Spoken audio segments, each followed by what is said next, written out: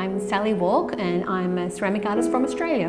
Most of your work is like using some cells, negative spaces, some spike to decorate it. Well, I grew up living by the sea, so I spent much of my childhood looking in rockeries and in amongst all the ponds and things like that. So I got lots of inspiration from the creatures from the oceans, jellyfish and fish and things like that. But also, this work is a little bit about myself.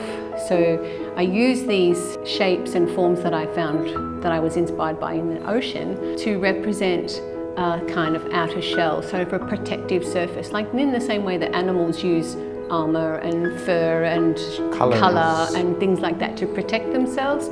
I use that as a reflection of me as well. So I do like to use those frills often, and I use pattern often, and so I use that on lots of different forms, and that kind of is something I do and it's representative of my style.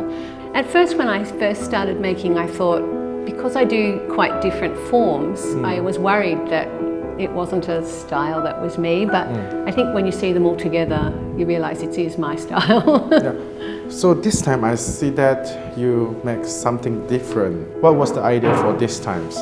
I call these my creatures. I like to have them look a little bit like they've crawled out from hidden spaces, and they're unusual and you don't really understand them. They don't really have a front or a back, or it's like me understanding my environment and the world I live in. Sometimes the world's a confusing place. Did you come to Taoxichuan for residency before? Once before, 5 years ago now. It's a huge difference because there's such a huge building and so many spaces for artists. But it's the same. It's still artists from all over the world coming together and discussing artworks and making and creating. So it's definitely just a big adventure now. How you think about this kind of plannings? It definitely makes life easy. It's very organised, and I do like that. It's meant that I could really focus on my work. But what I've loved most about it is talking to the other artists. Even though I am here in a private studio, I still go out to the shared studio and talk to all the other artists and see what they're doing and discuss my work, and we discuss their work.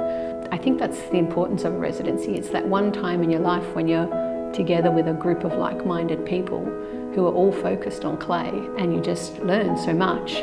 Even though I've done a big degree on it, I still learn lots of new ideas and techniques and new materials, new opportunities to do new things with your work.